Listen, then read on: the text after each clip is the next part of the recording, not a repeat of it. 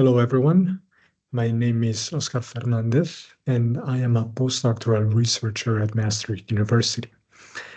So thank you very much for watching this, and thank you very much as well to the EUHealthGov network for giving me this opportunity to present my ongoing research on navigating regime complexity in global health with a focus on the role of the European Union.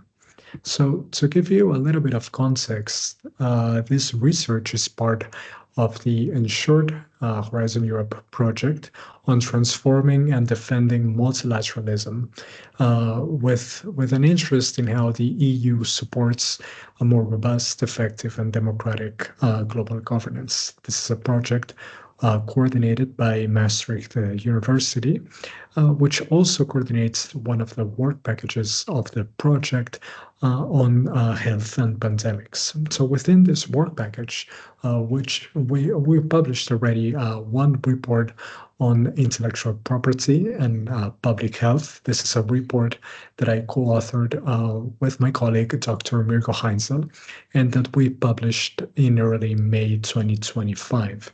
A second report is a work in progress, and it will be focusing on the recently adopted pandemic agreement. The report will be published in late August, and then there will still be another report coming on WHO reform. So all of these topics, as some of you may know, are really hot topics in Geneva right now, and the Ensure project will be addressing them all. So the two first reports will form the basis for the academic articles with a stronger EU focus, and I will also be drafting an article which takes a bit of a larger look at how the EU navigates regime complexity in global health. So I will be discussing all of these different vectors of my research in this webinar. To give you a little bit of a further context on how this research project came into being, this is a bit of a follow-up of my research on the European Union's role in global health, which was part of my PhD at the Universidad Autónoma de Barcelona.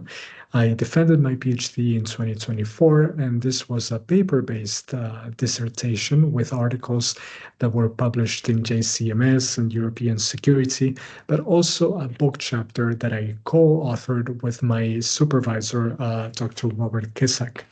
The focus of this article is on the extent to which the EU has embraced governance complexity in global health.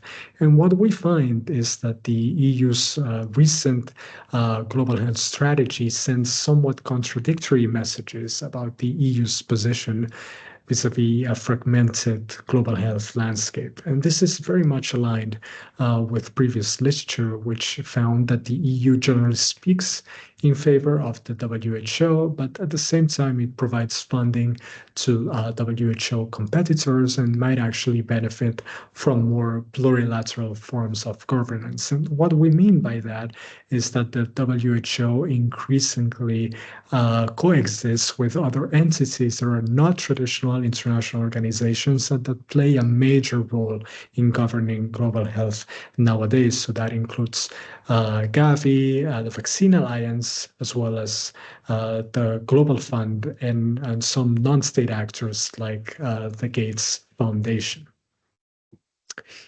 All of this forms what we argue is a regime complex. And to give you a little bit of more context about this concept, we need to go back to Kairos Diala and David Victor, who are the scholars who initially coined it in 2004. They refer to regime complexity as an array of partially overlapping and non-hierarchical institutions governing a particular issue area. They put strong emphasis on high institutional density. And this is a feature of the global health governance landscape. Despite that feature, global health is surprisingly understudied from this perspective, which is something that Gianluca Borci argued recently. There are some exceptions to that rule, such as a PhD thesis that was written by Leon in 2015, in which he called the regime complex for global health a chorus without a conductor. Obviously, the conductor supposedly being the WHO, but increasingly being unable to exercise its authority amidst this fragmented landscape. Some attention has been paid as well to more specific issue areas, what Fiedler calls regime clusters or what Wenham calls sub-regime complexes. These include food security, antimicrobial resistance, global health security, and most recently, our contribution on the IP public health nexus. So all of these sub-regime complexes have been addressed by the literature. When it comes to the EU, there's a significant research gap as to how it meets regime complexity and global health. But there's a larger gap because significant scholarship has been dedicated to the constitutive fora of regime complexes. So that includes the WHO and other regimes that interact in global health. But there's really not much written on how different actors navigate this regimes. And the EU's role is largely overlooked. There's an exception to this, which is a special issue edited by Delho and Irsum in 2023. It doesn't have a global health focus, but it does ask a few questions that are highly pertinent to global health as well, such as, is the EU an active shaper of regime complexes, and how does the EU strategically use the different fora of a regime complex to achieve its objectives? Now, I believe that there's great potential in exploring these dynamics in global health, and the literature has largely neglected the EU and its links with governance fora beyond the WHO, which I think is unfortunate. This is something that I found when I was writing a research agenda for JCMS that came out in late 2024. And in this research agenda, I identified a series of proposals for carrying scholarship on the EU's global health actorness forward.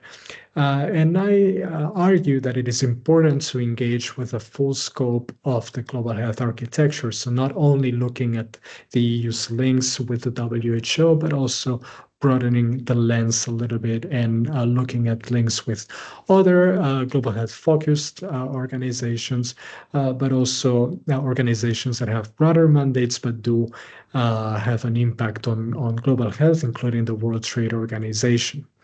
I also think that it's important, and this relates to the previous points, to mind what I call an inverted capability expectations gap. And this obviously refers to this famous concept, capability expectations gap, coined by Christopher Hill in 1993, in which he argued that expectations about the EU's foreign policy tend to be higher than the EU's capabilities. This is an idea that has informed subsequent scholarship on the EU's foreign policy, and also to some extent it is ingrained in previous scholarship with a focus on global health specifically. I do argue, however, that what we may see in practice is a reversal of this gap, at least in the case of global health, whereby expectations about the EU tend to be quite low as a result of not very large competences in terms of public health. But at the same time, the EU actually has strong capabilities when it comes to influencing the global health landscape, and that is a result to some extent of its important impact on other policy areas that then spills over into global health, trade being the most prominent of which, but also the environment, climate change, or migration policy. So this interest in looking at how different policy areas sort of are interacting with one another is present also in the first report that we released within the framework of Ensured, which focused on the governance of the IP public health nexus. We argue that the governance of this issue area can be characterized as a regime complex, and to paint a historical view of how this regime complex came into being, we need to start with the World Intellectual Property Organization, WIPO, which is a UN agency that was created in 1970 and currently administers 28 IP treaties.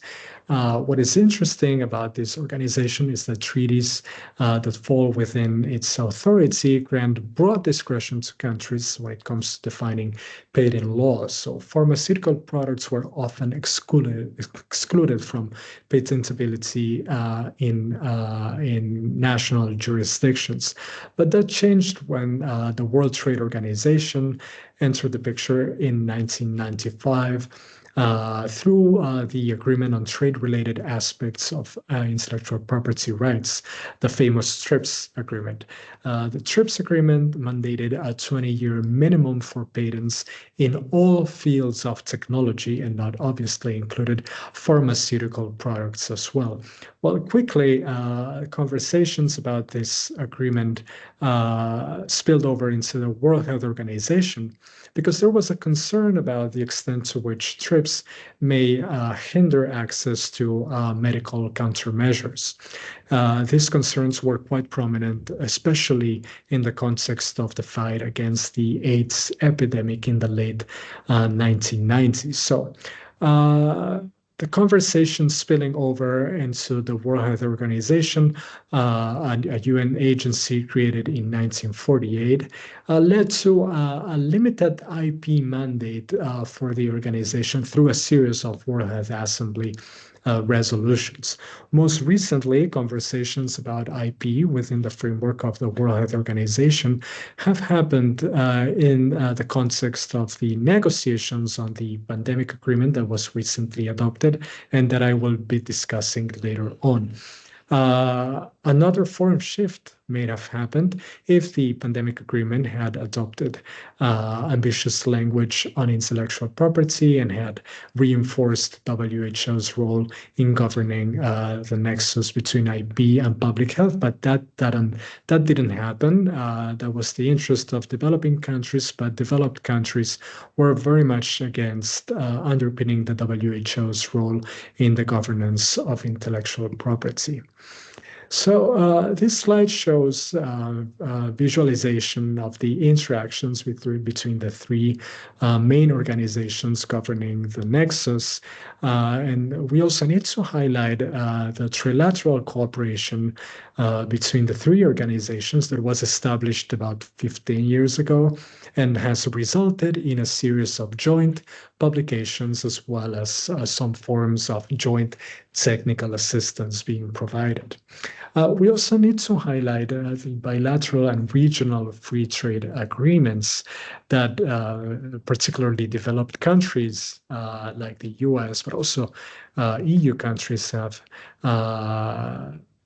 promoted in the international scene, with TRIPS Plus provisions becoming quite a prominent feature of these agreements. And what I mean by TRIPS Plus, or what is usually meant by that, is provisions that go beyond the TRIPS agreement when it comes to stringency in the protection of intellectual property rights.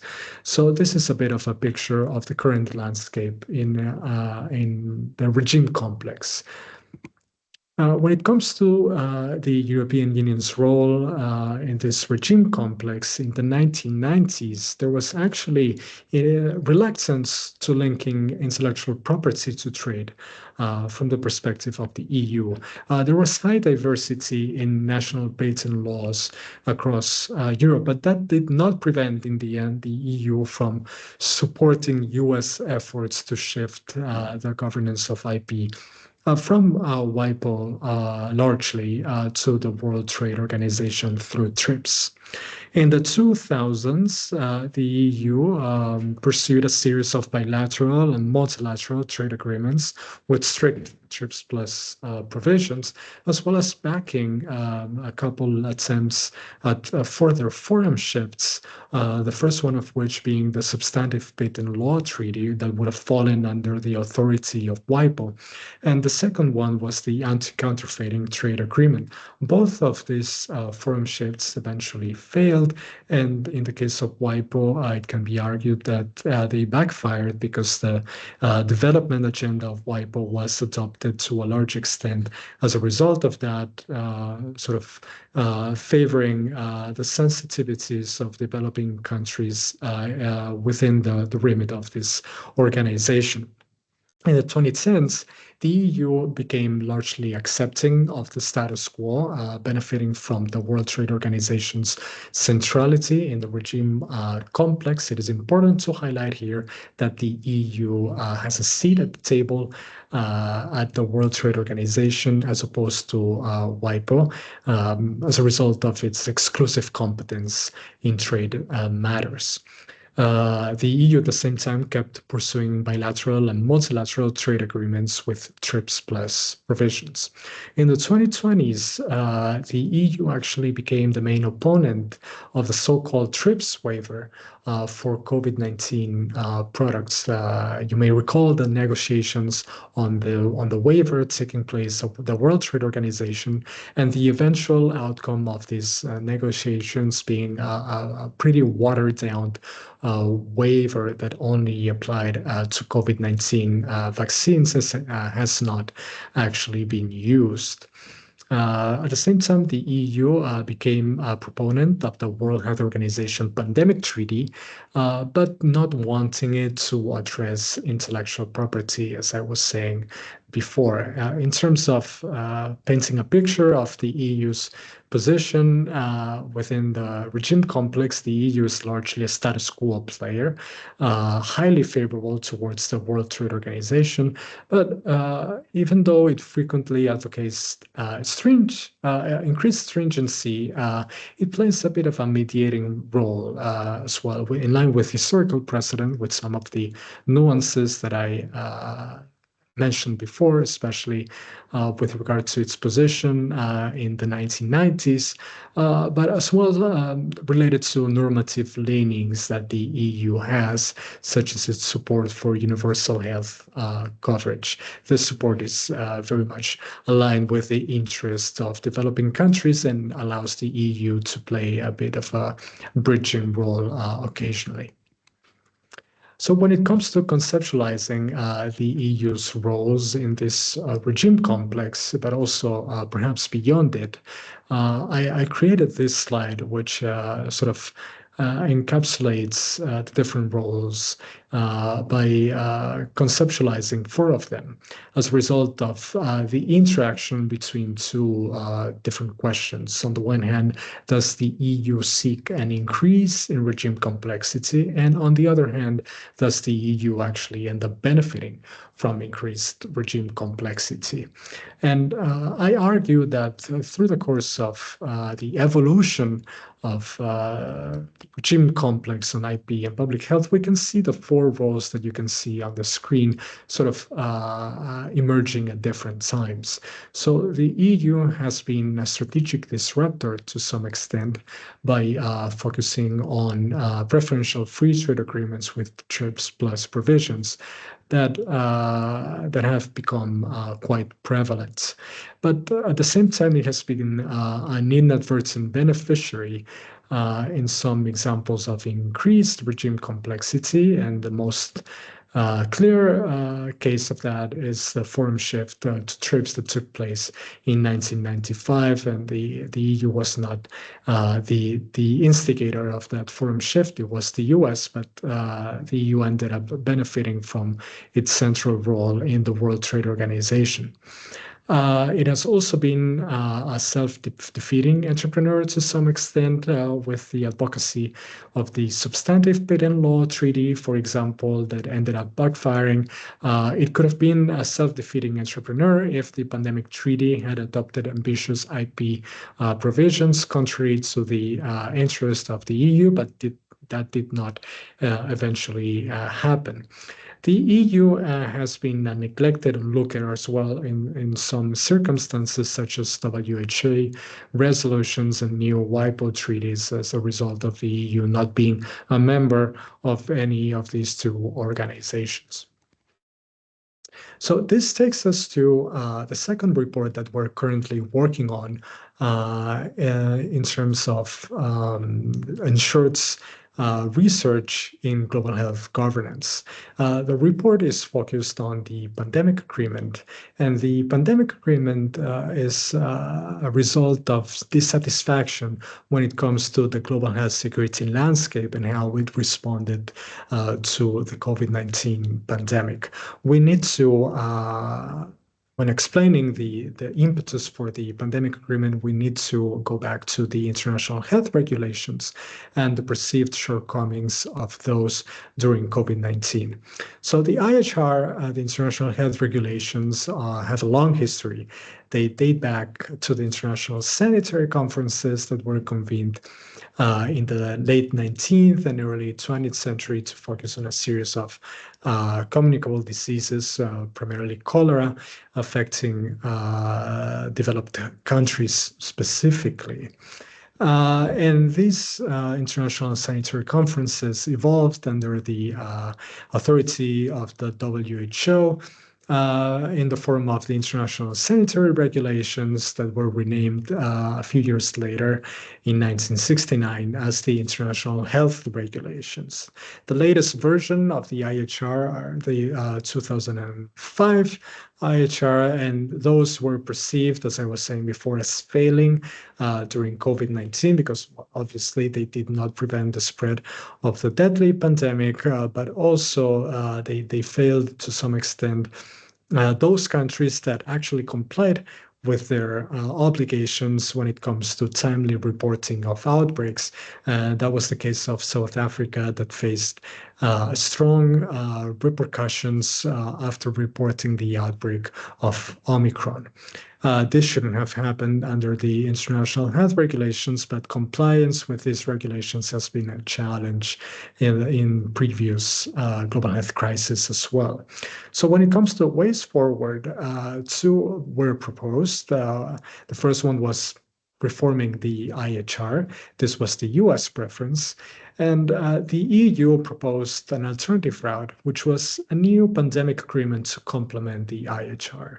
This could take the form of the WHO Convention, which was the EU's preference, because the EU can access WHO conventions as a party. But it could also take the form of a WHO regulation like the IHR.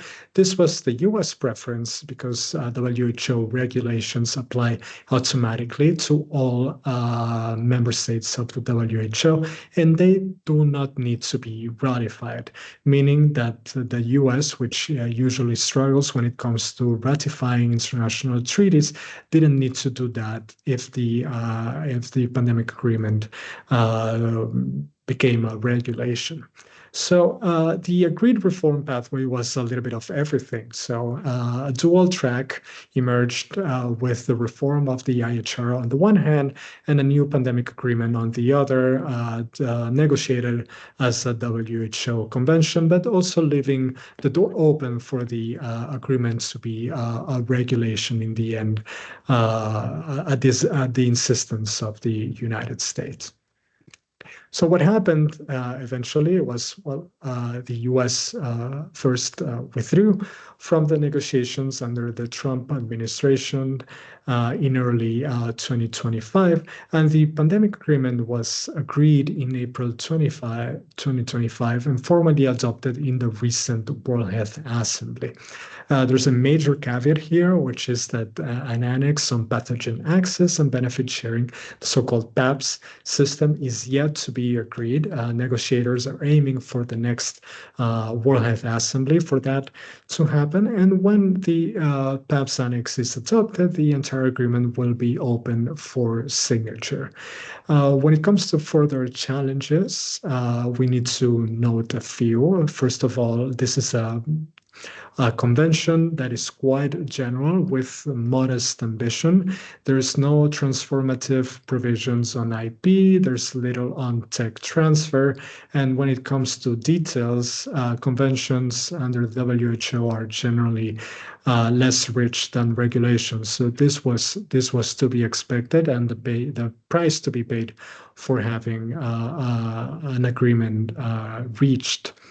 In terms of quick ratifications, they are not guaranteed either. So the Trump administration will not be willing to join the agreement, of course, but also other countries will struggle when it comes to getting their parliaments to ratify the agreement.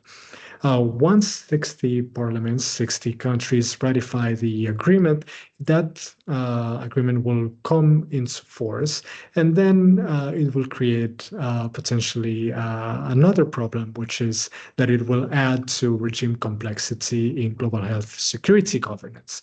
The reason for that is that the IHR are universally applicable, and the pandemic agreement, which is linked to the international health regulations, will not be, at least in the foreseeable future. So it will not be when it comes into effect. It will only apply to 60 countries then, but then ratifications will not be universal either after that.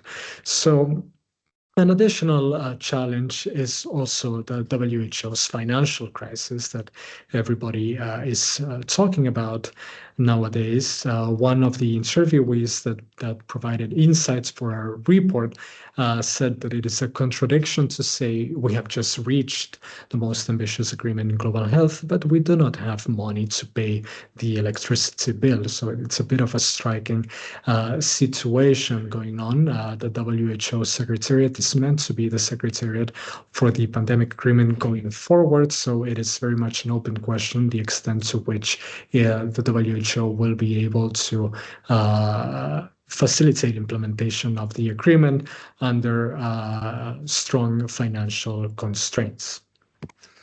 When it comes to reviewing the EU's role in the pandemic agreement negotiations, we need to highlight that the EU was the main proponent of the pandemic agreement. So Charles Michel, the president, former president of the European Council, was the first world leader to actually call for a pandemic agreement, and that was in late 2020. As I said before, the EU had great interest in the convention format, Article 19 of the WHO Constitution, so that the EU can become a party. The Framework Convention on Tobacco Control that was adopted in 2003 is the only convention to date to be adopted under the framework of the WHO, and that served as a model because the EU was very involved in the negotiations of that convention and eventually became a party to that convention as well. So when it comes to the negotiating process, the Commission was actually negotiating on behalf of EU member states in this pandemic agreement process. But significant divisions among EU member states emerged. Interviewees pointed at the notion that the Commission generally aligned with the pharma-oriented positions of Germany and other countries like Denmark that have strong innovative pharmaceutical industries. So that created a situation whereby the EU was perceived as the toughest negotiator overall, even tougher than some other countries like the United States, Switzerland, or Japan that also have strong interests in protecting their pharma industries. But an additional concern about the EU's position is that it took more of a trade than a public health mindset, also as a result of its experience in past negotiations and how those negotiations or those experiences were carried forward to the pandemic agreement negotiations. The EU did show some flexibility in the final weeks, which obviously facilitated agreement, even though it did seek to extract concessions from other delegations until the very last minute. So a key takeaway of the whole process is that this will be a diplomatic win for the EU because the EU was very much invested in the whole pandemic agreement negotiations, and the pandemic agreement can be thought of as a brainchild of the EU. But this success comes with caveats. So, I mean, to be sure, no red lines were crossed. So the outcome is roughly aligned with the interest of the EU.